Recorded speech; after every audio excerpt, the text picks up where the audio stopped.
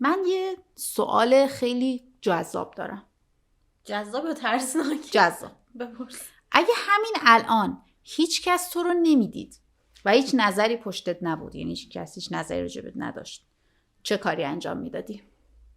شغلی؟ دیگه بابا چرا هر بار من سوال دارم تو پشتش یه سوال داری؟ شما خودت یه ساید رو انتخاب کن. من کار نمی کردم، فقط آرایشگاه و باشگاه. عالی، بریم. سلام. خیلی من زیاد انرژی سلام دارم. خوب هستین؟ آره منم مریم خواستم یه ذره بلندتر صحبت کنه دیگه جلو اومدن رو انتخاب کرده. من انرژی ندارم خیلی، از الهیه تا یه سمتی که خونه گلزاریناست و لو نمیدم چون آدم دیتاشو تو اینترنت به اشتراک نمیذاره ولی خیلی دوره از الهیه اومدم. خیلی دوره. خب فرانسه است مال اینا. خیلی دوره دیگه. خیلی خوب. خب چه خبرها؟ من که زیاد دیگه اوضاع عالیه، واسه همین نه ما سعی کردیم که انرژی ها رو بالا نگه داریم، به خاطر اینکه حقیقت اینه که هر کی میاد تو یوتیوب دیگه دنبال یه راه فرار از روزمرگی و زندگیه. آره حقیقتا سخته ولی میتونیم. آره نمیخوایم اون باره باشیم که دوباره همون رو زنده میکنیم. موضوع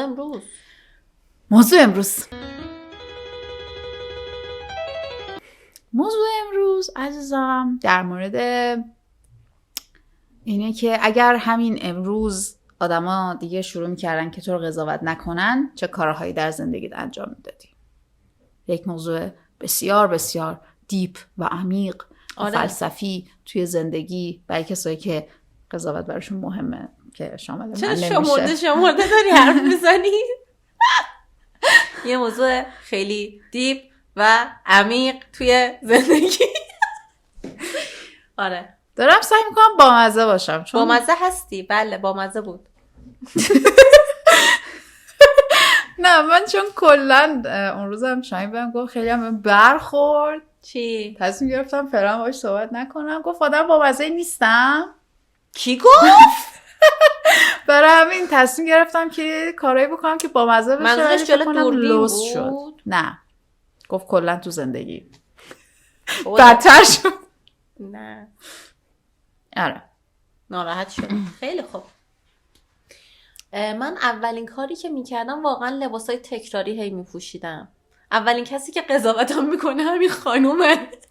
قضاوت من داره روی تو تاثیر نمیذاره قربونت برم، چون اگه تاثیر میذاشت انقدر مشکی و کرم و یشمی و آب دهنی نمیپوشیدی.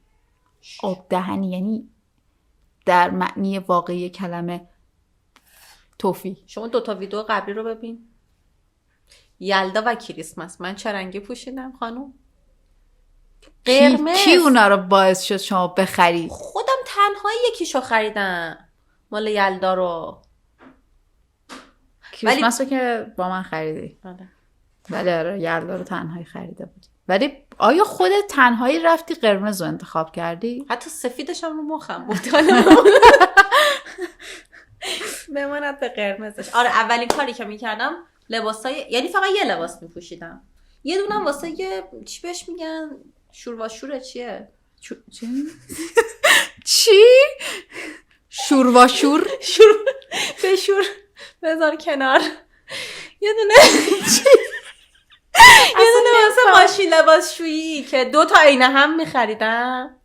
یه دونه رو میپوشیدم یکی تو ماشین، دوباره یکی که بارم میگیره یه لباس باشه. شورواشور میداشتم. شورواشور فکر کنم لباسه استیو جابز این شکلیه. یه کمد یقه اسکی مشکی داره. بود خدا بیامرزتش.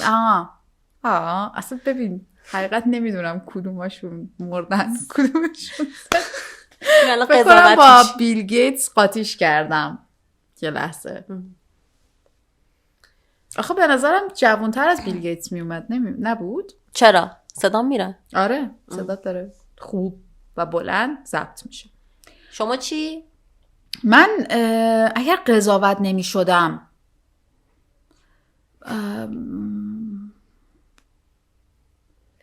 به من مشکلم قضاوت شدن نیست، من مشکلم ناراحت شدن آدم هاست. خب همون دیگه. یعنی احتمالاً یه سری کارهای انجام میدادم که اگه عادیاً انجام بدم آدم ها ازم ناراحت میشن. خب دارن قضاوتت میکنن که مثلا رعایت نمیکنی. از این دید. آره، حرف دلمو به خیلی از کارفرما میزدم. نمیزنم، من خیلی رعایت میکنم خدایی. تلاشمو میکنم برای رعایت کردن خدایی. یعنی واقعا صدمو میذارم. اگه اونجوری که واقعا بخوام برخورد کنم خوب نمیشد. آره همه آدما اینجوری هن. آره. من واقعا خیلی آزادانه سگ‌ها رو با بچه‌ها مقایسه میکردم. الان یه عذاب وجدان ریزی میگیرم. اولش نمیگرفتی، یا میدونی اونی که شروع کرد عذاب وجدان دادن بهت من بودم. خب آدما هی قضاوتت میکنن بعد تو عذاب وجدان میگیری. نه من قضاوتت نکردم، من بهت اطلاع رسانی کردم که لازم نیست وقتی یکی میگه بچه‌م مثلا فلان کاریو نمیتونه انجام بده بگی تو هم بگی آره منم سگم همینطور. خیلی بده. خیلی بده. اصلا خیلی بده. بابا خب برای آدما سیم تینگ نیست واقعا. خلاص این کارو میکرد. آره. حالا اصلا من یه بخوام بحثو عوض کنم، بیا بحثو عوض کنیم. اگر بخوای قضاوت رو تعریف کنی چه چیزایی رو شامل میشه؟ چون هر نظری به نظر من قضاوت نیست. اگه نمیدونم اوکی نظرتو آره میخوام یعنی دیگه. نمیدونم واقعا قضاوتتو بهم بگو. اگه مثلا تو اون شرایط خودت نباشی هیچ جوره یا یکم با بدجنسی باشه میشه قضاوت. آره یا تو اون شرایط نباشی یا نظرت قراره یعنی گفتنش اینطوریه که به هیچ دردی آره کمکی به یارو نمیکنه، تو فقط میگی که از دلت خالی کنی. نمیدونم چرا میدن نظری که به طرف کمک نمیکنه رو. البته من خودم اینجوری البته من سعی میکنم تو دلم قضاوت کنم. Being judgy is my thing but درونی کاملا، یعنی اصلا نگم بهش دیگه. ولی آره به نظر منم این هست. حالا اونم جزء قضاوته تو دلت چیز کنی؟ خب من نمیگمش ولی تو دلم جاج میکنم، فکر نمیکنم. ببین قضاوت هست ولی اون قضاوتیه که فکر نمیکنم برای کسی باید اهمیتی داشته باشه، چون به یارو انتقالش نمیده. و من مثل همیشه یک صحبت معروف دارم، اینی که شما اگه میخوای قضاوت نشی بابت یک کاری اون کارا رو انجام نمیدی. وقتی انجام میدی تو خودت میدونی اگه بقیه باشن راجبت چی فکر میکنن. اون مثل کارهای بده یا کار خارج از عرفه مثلا. آره آخه مگه همیشه همین کارا قضاوت نمیشن؟ نه یه موقعی هست تو مثلا بابت یه مثلا پارتنرت قضاوتت میکنن، از نظر خودت انتخاب درستی بوده، ایراد الکی میگیرن قضاوت میکنن.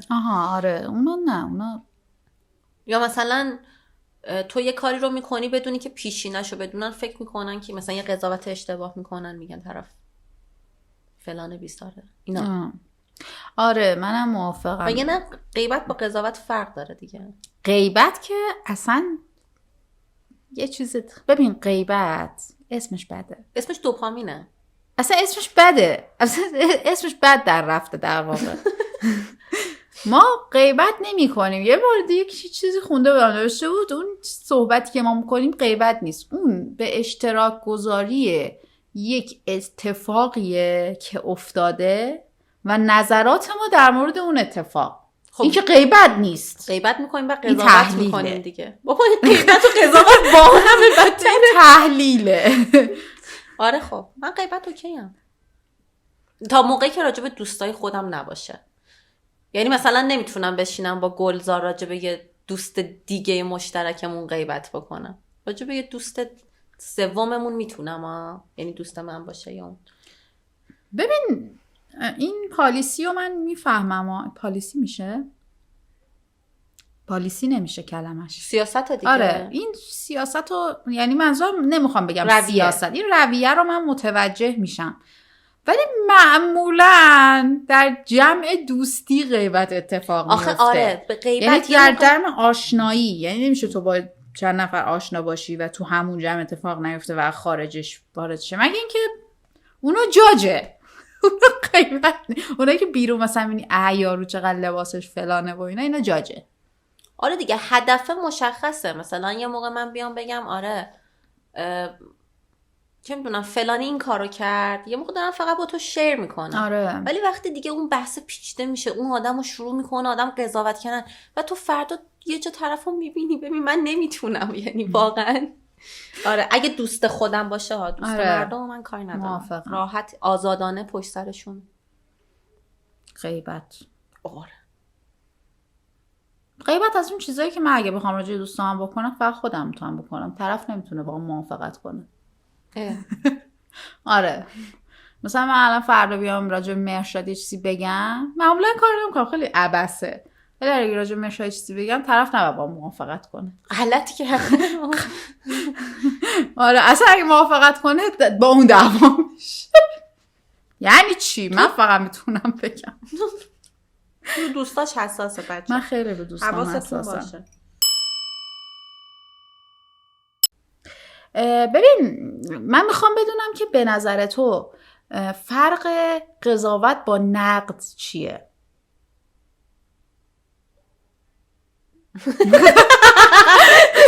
خیلی قشنگ بود.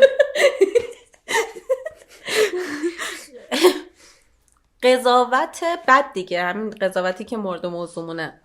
آره. قضاوت با نقد، نمیدونم آدمی که نقد میکنه لزوما یه سوادی داره. آره ولی خب آخه نقد همیشه به چیزای تخصصی نیست که. مثلا نقد فیلم، نقد سازنده، نقد غیر سازنده. نه مثلا یکی به یه رفتار اجتماعی نقدی وارد میکنه.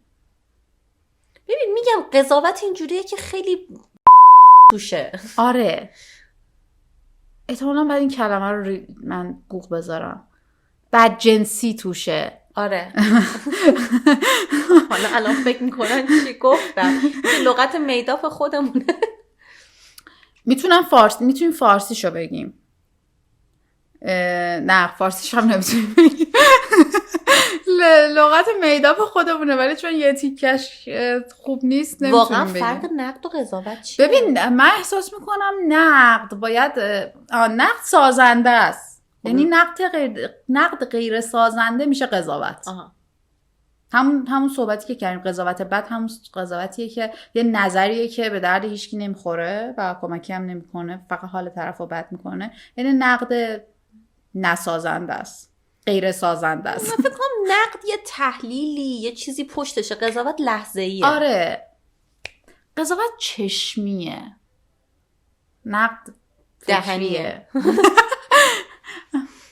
نقد فکری الان که خندیدی یا واقعی خندیدی؟ نه واقعا شما نمیدونید ما قرار باشیم به حرفای هم بخندیم اگه خنده داره، ولی معمولا من و مریم آن سیم پیج نیستیم. اینجا یه ماتریکسه. یعنی توی چیزای خنده دار آن سیم پیج نیستیم. مثلا دارم میگم اگر یه چیزی وجود داره که به نظر من یه فلاکتی تو زندگی، یه بدبختی، چی گفتم، تراژدی در زندگی هست که به نظر من خنده داره، مریم 100 داره برای اون افسوس میخوره. خب مثلا اینا به آدمی که میخوره زمین میخندن، من آدمم که خودم میخورم زمین، خب معلومه که خنده دار نیست.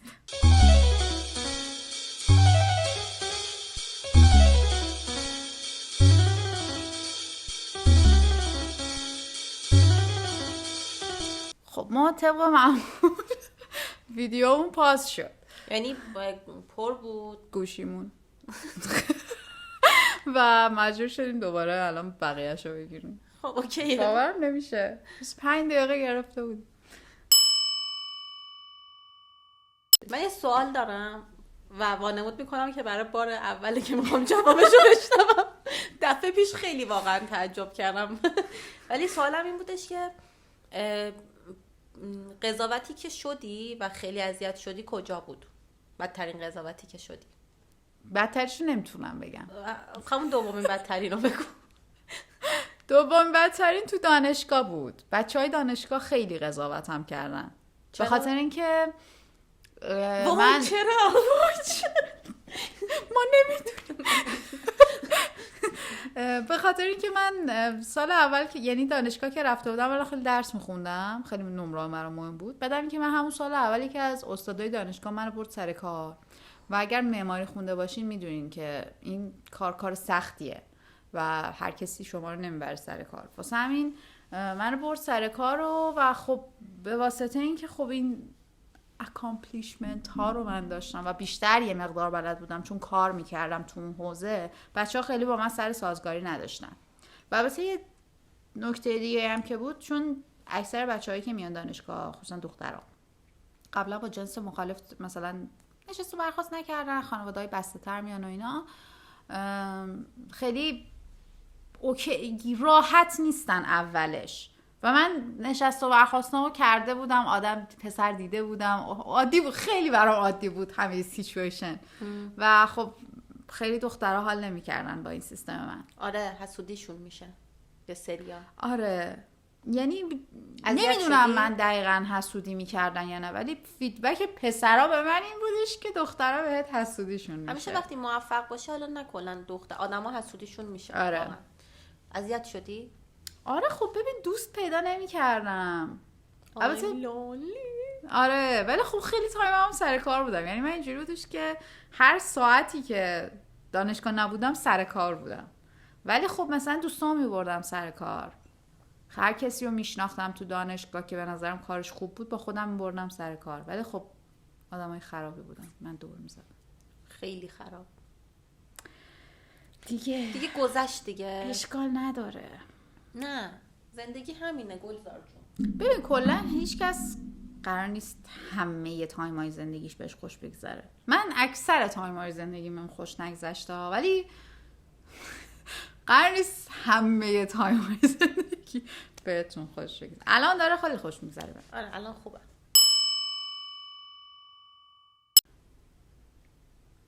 من حالا اولش به تو گفتم هیچی، ولی اگه بخوام امروز در نظر بگیرم که کلن مثلا کسی من قضاوت نمی‌کنه چه کاری انجام بدم، احتمالاً یاد گرفتن رانندگیه. چون دیگه مثلا نزدیک 30 سالمه و رانندگی هم یاد نگرفتم و احساس میکنم اون بچه‌هایی که 18 سالشونه و قراره با من رانندگی یاد بگیرن خیلی منو قراره جاج کنن. ولی در کل چون من خیلی با آدم در ارتباط نیستم، زیاد ارتباطم خیلی پایینه، زیاد قضاوتم نمیکنم. البته بجز این که به خاطر اینکه ارتباطم پایینه قضاوتم میکنن، ولی زیاد قضاوتم نمیکنم. آره سر همین که درونگرایی و آدم‌ها رو سلکت میکنی قضاوت میشی یه دور. بله. من خیالم راحته دیگه از این بابت. ارتباطم زیاده ولی از خودم دیتا نمیدم. راجب گلزار بله. بقیه دیتا یه میدم. هارد اکسترنال داره، با هر کی میخواد حرف بزنه اونو وصل میکنه و اون توش یه فولدر گلزار و شاهین، گلزاره، گلی و شاهین، گلی اینطوری هم همش. بعد اینجوریه که دیگه مثلا سر کار اینا همکارام گلزار رو قضاوت میکنن. مثلا من داشتم به شوخی یا هوش همکارامو مسخره میکردم، گفتم خب باهوش، اونام هرسی میشن میگن خب باهوشترین آدمی که میشناسی که، میگم گلی. بعد نمیدونم مجبورم اینجا یه دیتایی بدم، یه سوال دیگه میپرسن مثلا راجع به مشکلات رابطه، اونا میپرسن ازدواج و ایناشون، بعد میگن تو اینا رو کجا میدونی؟ گفتم خب گلی ازدواج کرده، من زندگی زناشویی دارم مشاهده میکنم، من بلدم.